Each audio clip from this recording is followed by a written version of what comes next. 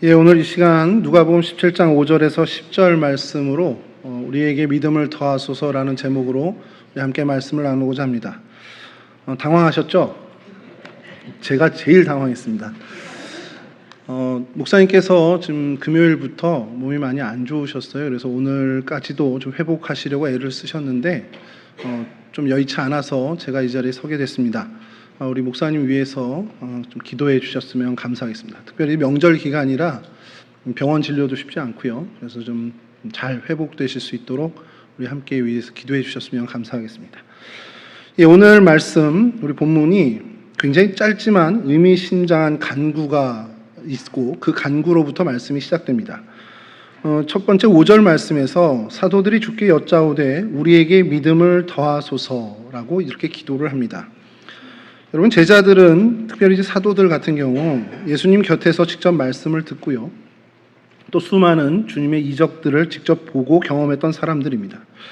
그런데 그들 마음속에 스스로 생각할 때 우리들에게 여전히 믿음이 부족하구나라는 것을 느꼈던 것 같아요. 그러면서 그런 자각으로 인해서 주님께 우리에게 믿음을 더해 주세요라고 기도를 하게 됩니다. 여러분, 이것은 단순한 믿음을 갖게 해달라는 요청이 아니라 이미 믿음이 있긴 있는데 그 믿음이 너무 부족해 보이는 겁니다. 너무 연약해 보이는 것 같죠. 그래서 그 믿음이 좀 더 충만해지고 좀 자라나거나 그 양이 적다면 그 믿음이 좀 많아졌으면 좋겠다라고 주님께 간구하는 기도입니다. 여러분, 이 기도의 간구가 저와 여러분들 역시도 늘 주님께 드리는 기도의 간구입니다. 신앙생활을 하다 보면 저희 역시도 동일한 갈망을 하게 되죠. 그런 느낌을 늘 갖게 됩니다.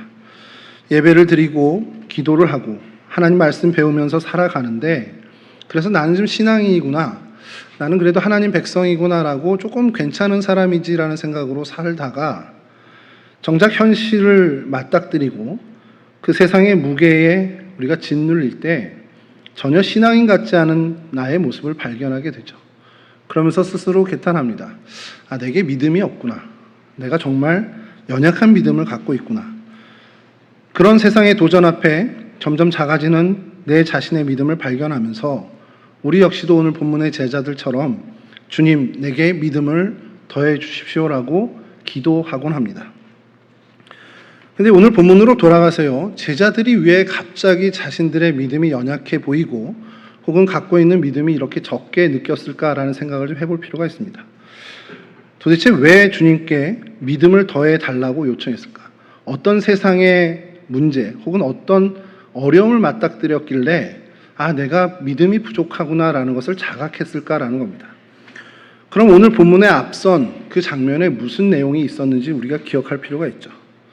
이 앞선 내용을 보면 주님께서 용서에 대해 이야기합니다. 형제가 잘못하면 하루에 7번이라도 용서하라고 말씀을 하셨습니다. 제자들이 이 말씀을 듣고는 생각을 한 거겠죠. 하루에 한두 번은 내가 용서해 줄 수 있죠. 특별히 우리 자녀들을 가지고 계신 부모님들은 공감하실 텐데, 아이들은 똑같은 실수를 계속 반복합니다. 근데 매번 우리는 그걸 용서하죠. 내 새끼니까 가능하죠. 근데 남이 그렇게 한다면, 내가 한두 번 용서해 줬잖아. 지난번에도 너 이거 똑같은 일 용서해 줬잖아. 그러고 나서는 저희들의 마음에 용서의 마음이 생기지 않습니다. 저희뿐만 그랬겠습니까? 주님의 제자들도 같은 마음이었을 거예요.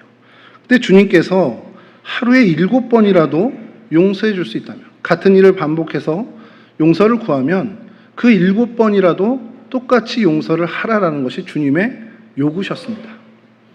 그 말씀을 제자들이 듣고 나니 그 말씀을 행한다는 것 자체가 스스로가 너무 불가능하다는 일이라는 것을 깨닫게 되었고, 그러다 보니 내가 이것을 행할 믿음이 없구나, 이것을 행할 만한 믿음이 내게는 없구나라는 것을 자각하게 되었다는 겁니다.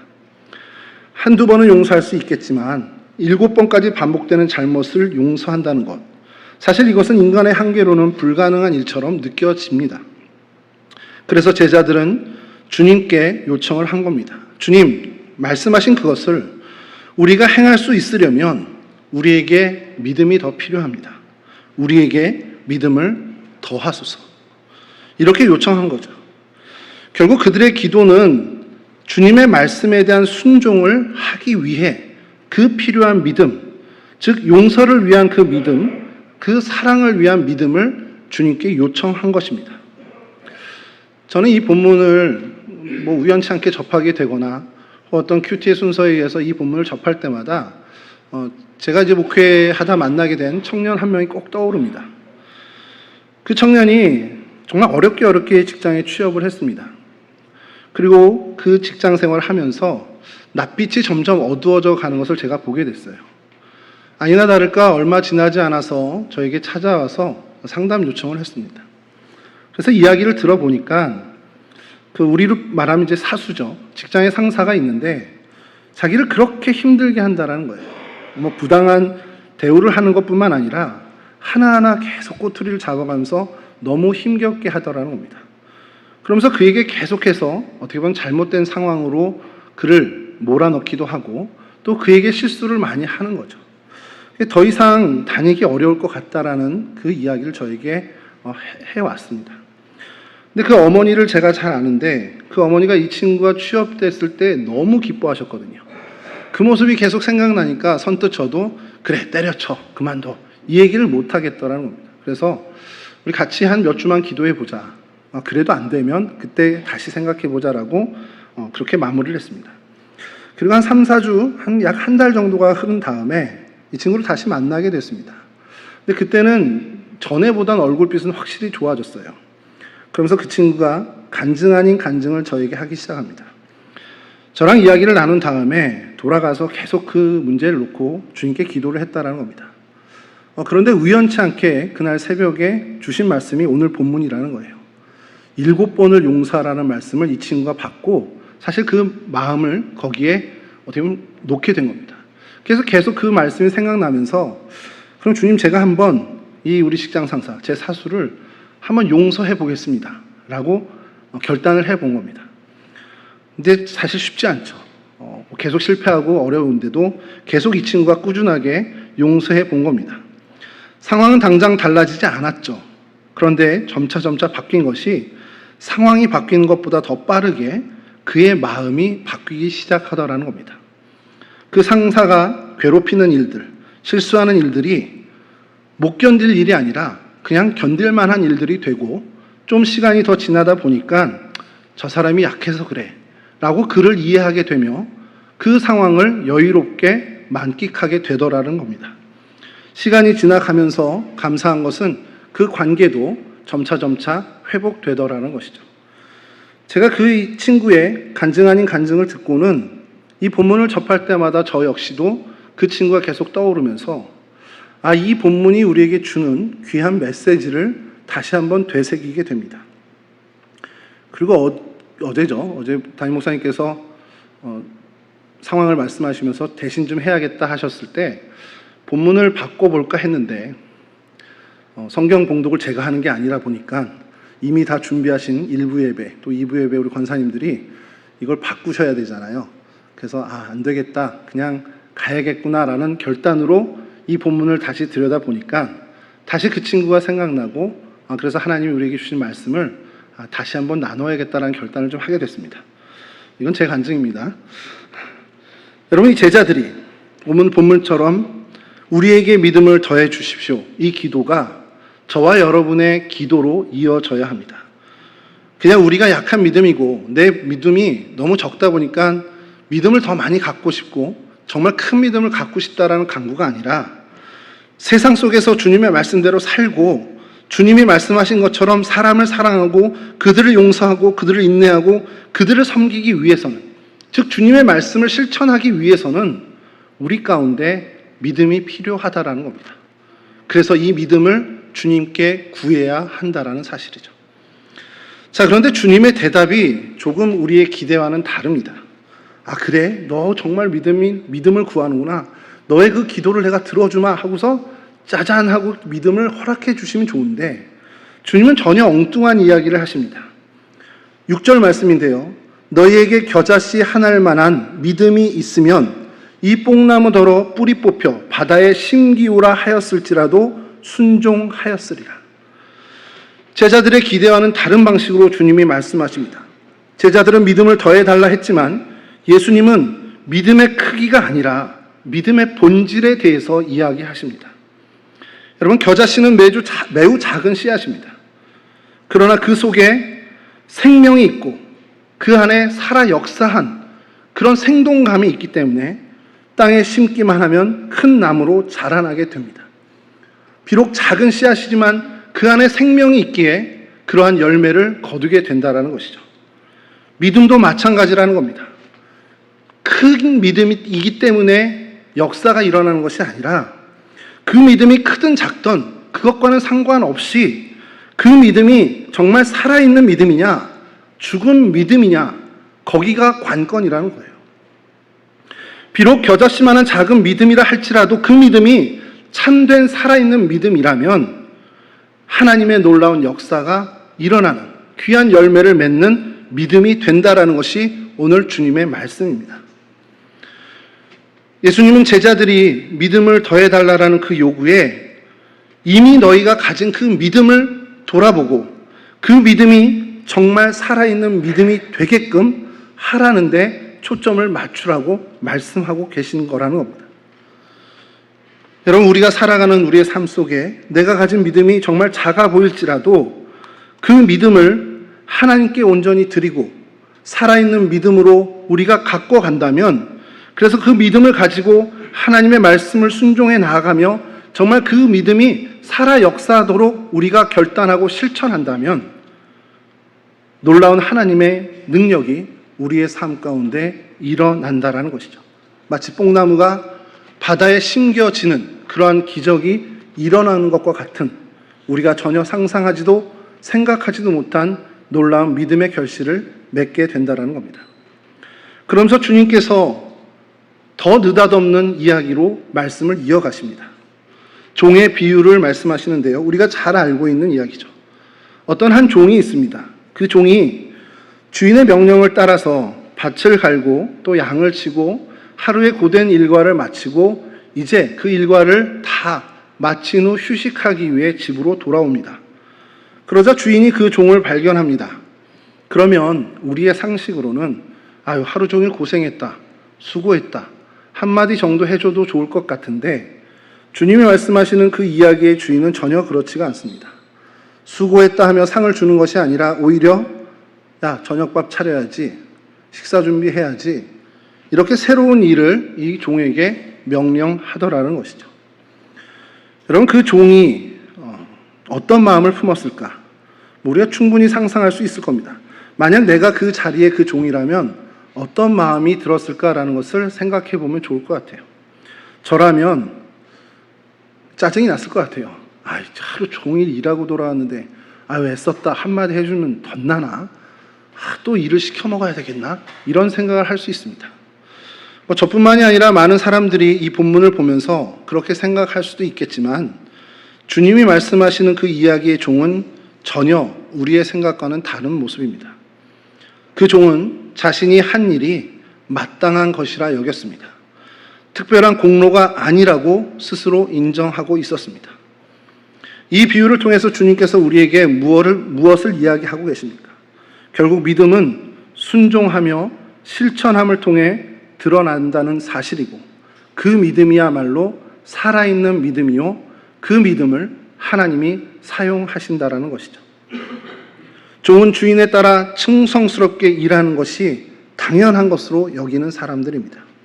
이 종이 주인의 뜻에 따라 충성되게 일하는 것을 당연하게 여긴 것처럼 우리도 주님의 말씀에 순종하는 것을 당연한 것으로 여기는 그런 사람들이 되어야 한다는 것이죠. 그게 우리가 가져야 할 믿음의 본질입니다. 주님으로부터 어떤 공치사를 받는 것이 아니라, 주님으로부터 어떤 칭찬을 기대하는 것이 아니라, 어떤 대가를 기대하는 것이 아니라 내가 나의 삶의 자리, 종된 위치에서 마땅히 행할 바를 한 것뿐이라는 사실을 내 스스로에게 늘 각인시켜야 한다는 것이죠. 오늘 본문은 명한대로 하였다고 종에게 감사하겠느냐라고 표현이 되어 있습니다. 이 성경의 개역판을 보면 명한대로 행하였다고 종에게 살해하겠느냐라는 표현으로 나옵니다. 감사가 되었던, 살해가 되었던 우리는 그것을 기대하지 않아야 한다는 것이죠. 그저 주님께서 말씀하셨고 나는 그분의 말씀을 따르는 종의 자리에 있는 사람이니 마땅히 그것을 행하는 것으로 우리의 삶을 정말 이어가고 우리의 목표를 그것에 초점 맞춰야 한다는 겁니다. 주님의 말씀에 순종하는 것이 너무도 자연스러운 것, 그것이 우리의 삶의 모습이 되어야 한다는 것이죠. 여러분, 믿음은 우리 마음속에 감정적으로 동요되거나 감정이 복받쳐지는 것이 아닙니다. 그저 삶으로 묵묵히 그 말씀을 순종하는 것이 믿음이라는 사실을 다시 한번 깨달을 필요가 있다는 것이죠. 여러분, 우리가 살아가면서 이러한 믿음이 절실히 필요한 자리들이 있습니다. 먼저는 오늘 본문에서와 같이 용서의 자리, 사람을 수용하는 자리, 사람을 이해하는 자리에 이 믿음이 절실히 필요합니다. 주님은 원수까지라도 사랑하라고 우리에게 명령하시죠. 사실 이것이 우리의 의지와 우리의 생각과 우리의 어떤 힘으로는 가능한 일이 아닙니다. 잘못을 용서하고 사람을 수용하는 것, 한두 번은 가능합니다만 그것이 지속적인 우리의 삶의 모습으로 이어지기 위해선 우리의 힘이 아닌 다른 무언가가 필요합니다. 바로 그것이 믿음입니다. 주님이 말씀하셨으니까, 주님이 내게 명령하셨으니까 내가 그 말씀대로 저 사람을 이해하고 수용하고 용서하겠다. 그렇게 실천하는 그 믿음이 이 용서의 자리에 절실히 필요합니다. 또 우리의 믿음이 필요한 절실한 자리는 우리의 고난의 자리입니다. 삶의 어려움의 자리에 우리의 믿음이 절실하게 필요합니다. 여러분, 시련과 고통은 우리를 뒤흔들어 놓습니다. 우리의 생각을, 우리의 모든 패턴을 다 무너뜨리는 것이 바로 삶에서 맞닥뜨리는 시련과 고통입니다. 그러나 그때에 겨자씨만한 믿음만 갖고 있고 그 믿음 가지고 우리가 하나님을 붙들고 하나님만 바라본다면 우리는 능히 일어설 수 있습니다. 그 시련을 넘어설 수 있습니다. 여러분, 이것이 우리의 삶에 한 번쯤 경험되어야 할, 그래서 우리 가운데 믿음의 흔적으로 남아야 할 굉장히 중요한 부분이라는 것이죠. 시련과 고통에 가장 필요한 것은 어떤 돌파구나 어떤 의지할 힘이 아니라 우리의 믿음이라는 사실을 우리가 다시 한번 기억하실 수 있기를 간절히 바랍니다. 또 믿음이 절실한 자리가 한 가지 더 있습니다. 바로 사명의 자리입니다. 하나님께서 맡기신 사명을 감당하는 것은요, 쉽지 않습니다. 그것은 우리의 힘과 능으로 할 수 있는 일이 결코 아닙니다. 우리에게 맡겨주신 이 사명의 자리는 반드시 하나님의 도우심, 즉 우리의 믿음이 필요하다라는 것이죠. 그 믿음을 가지고 하나님 앞에 순종하며 그 사명을 감당할 때에만 그 사명이 하나님이 맡기신 의도대로 하나님의 뜻 안에서 하나님이 기대하시는 열매를 맺게 된다라는 것이죠. 이처럼 여러분 각자에게 주신 하나님의 그 사명의 자리, 교회에서의 직분만이 아닙니다. 여러분 가정에서 여러분의 위치, 여러분 주변의 생명들 사이에서 여러분이 감당하는 그 위치와 자리가 하나님이 맡겨주신 사명의 자리입니다. 특별히 이 명절 기간에 여러분들이 각자 집안에서 어떠한 자리에 있는지, 그 자리는 우연히 내게 맡겨진 자리가 아니라 하나님이 여러분을 믿고 맡겨주신 자리라는 사실을 기억하시고 그 자리에서 내가 마땅히 해야 할 바, 하나님이 내게 기대하시는 그 행동을 온전하게 믿음으로 행하는 여러분과 제가 되기를 주님의 이름으로 간절히 축원합니다. 그럼 여러분, 이 믿음이 어떻게 우리 가운데 더 깊어지고 자라나게 될까요? 설교를 하는 입장에서 목회자로 살아가면서 항상 죄송한 부분이고 송구한 부분이 말씀의 결론은 늘 똑같습니다. 결국 말씀을 통해, 기도를 통해, 믿음의 순종을 통해 이 믿음이 자라나고 깊어지고 확장된다라는 사실이죠.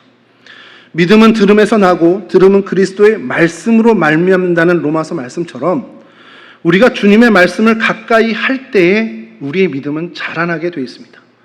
주님의 말씀을 듣는 데에 발빠른 우리 모두가 되었으면 좋겠습니다. 주님의 말씀을 늘 곁에 두고 말씀과 늘 함께하는 삶을 사는 저희들이 되었으면 좋겠습니다. 그러한 자리에 우리의 믿음이 더욱더 자라날 줄로 믿습니다.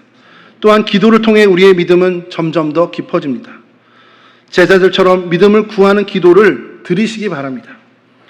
기도는 우리의 연약함을 인정하고 하나님을 의지하는 귀한 일입니다. 여러분, 기도를 왜 안 하게 됩니까? 청년들이 되었던 우리 교사가 되었던 신방을 가서 우리 권사님들 집사님들께 요즘 기도하세요 그러면 자신 있게 요즘 기도합니다 라고 하시는 분이 굉장히 드뭅니다. 그럼 왜 요즘 기도 안 하세요 물으면 거의 공통된 답이 바빠서 못합니다. 근데 여러분, 거짓말입니다. 왜냐하면 제가 안 해봐서 알아요. 여러분, 기도를 안 하게 되는 결정적인 이유는요, 교만해서입니다. 이 일 기도까지 해야 돼? 그냥 되잖아. 이 정도 일이야 아이고 하나님 이 정도입니다. 이런 생각들이 우리의 기도를 멈추게 합니다. 그런데 여러분, 이 일 내 힘으로 도저히 할 수 없는 일입니다. 내 힘으로 도저히 할 수 없는 걸 너무 내가 잘 알아요. 그럼 우리는 하나님 앞에 기도할 수밖에 없습니다. 대표적으로 우리의 자녀들의 일이 그렇죠. 내 힘과 능력으로, 내 윽박지름과 내 성냄으로 우리의 자녀들이 바뀌지 않더라는 겁니다. 적어도 우리가 자녀의 일에 있어서만큼은 전적으로 무능한 사람임을 우리는 스스로 매일매일 깨닫게 됩니다. 그럼 여러분, 우리는 어떻게 하죠? 적어도 우리 자녀의 문제는 놓고 우리는 하나님께 기도하게 되더라는 겁니다. 자녀의 일만 하나님께 기도하지 않길 바랍니다. 여러분 삶 속에 내 능력으로, 내 힘으로 하지 못하는 모든 일들은 하나님께 기도하는 기도의 사람들이 되시기를 주님의 이름으로 축원합니다. 이렇게 기도를 통해 깊어지는 믿음, 또 그 믿음이 순종을 통해 확장됩니다. 작은 일에 결단을 갖고 아까 말씀드린 그 청년처럼 주님이 말씀하셨을 때 그럼 그 말씀대로 내가 내 삶에서 한번 실천해 보겠습니다라는 결단과 그 순종과 실천을 통해 그의 믿음은 자라나게 되어 있습니다. 그의 믿음은 확장되게 되어 있습니다. 말씀을 우리의 삶 가운데 실천하는데 힘쏟으시기 바랍니다. 내가 말씀대로 한번 살아보겠다, 순종하는 그 결단을 행하는 저와 여러분들이 되었으면 좋겠습니다. 그리고 이 믿음은 고난을 통해서도 단련됩니다. 그러니 여러분, 지금 마주하게 된 그 어려움, 여러분 하나님 앞에서 그 어려움을 하나님을 붙잡고 능히 통과하는 믿음을 보여주시기 바랍니다. 생업의 현장에 어려움이 있습니까? 관계에 어려움이 있습니까? 핍절하는 일들, 곤고한 일들이 있습니까? 하나님이 여러분의 믿음을 단련시키고자 주신 믿음의 훈련장임을 인정하고 더욱더 주님을 바라보고 더욱더 주님을 붙잡는 저와 여러분들이 되었으면 좋겠습니다. 여러분, 이와 같은 신실한 믿음의 길을 걸어서 정말 주님 안에서 믿음이 성장되고 성숙해가는 놀라운 역사를 이루는 저와 여러분들이 되기를 간절히 바랍니다. 그리고 오늘 마지막 주님의 이 10절 말씀을 기억하시기 바랍니다. 너희도 명령받은 것을 다 행한 후에 이르기를 우리는 무익한 종이라 우리가 할 일을 한 것뿐이라 할지니라. 여러분, 믿음은 크고 작음의 문제가 아닙니다. 살아있는가 아닌가가 문제입니다. 겨자씨 하나만한 믿음이 있더라도 그 믿음 갖고 하나님께 순종하면 하나님의 놀라운 역사가 일어납니다. 여러분, 우리의 삶 속에서 믿음을 더해달라는 간구를 늘 주님께 기도하는 기도의 제목으로 삼으시길 바랍니다. 또한 그 믿음을 가지고 말씀에 순종하며 나아가 하나님이 쓰시는 놀라운 쓰임받는 인생들이 되시길 간절히 축원합니다. 그리고 그때에 우리의 입술을 열어 주님, 나는 무익한 종입니다, 한결같이 고백할 수 있는 겸손한 진정한 믿음의 종들이 되실 수 있기를 주님의 이름으로 간절히 축원합니다. 기도하겠습니다. 좋으신 아버지 하나님, 감사합니다. 저희들로 하나님 백성 삼아주시고 우리 안에 믿음을 허락해 주시니 감사를 드립니다. 하나님, 이 믿음이 살아있는 믿음이 되도록 하나님 우리를 이끌어 주시옵소서. 주신 믿음 가지고 우리의 삶 속에서 그 믿음을 실천하며 말씀에 순종하는 삶을 사는 저희들이 될 수 있도록 도와주시옵소서. 그래서 하나님, 그 믿음 갖고 주님 앞에 나아가 하나님께서 쓰시는 거룩한 인생들이 되기를 원합니다. 쓰임 만든 주님의 그 거룩한 그 기쁨 속에 거하는 저희들 되게 하여 주시고, 그렇게 하나님으로부터 쓰임받는 거룩한 인생이 된 그 자리에서 한결같이 나는 무익한 종이라 고백하는 겸손한 믿음의 종들이 될 수 있도록 붙잡아 주시옵소서. 감사하며 예수 그리스도 거룩하신 이름으로 기도합니다. 아멘.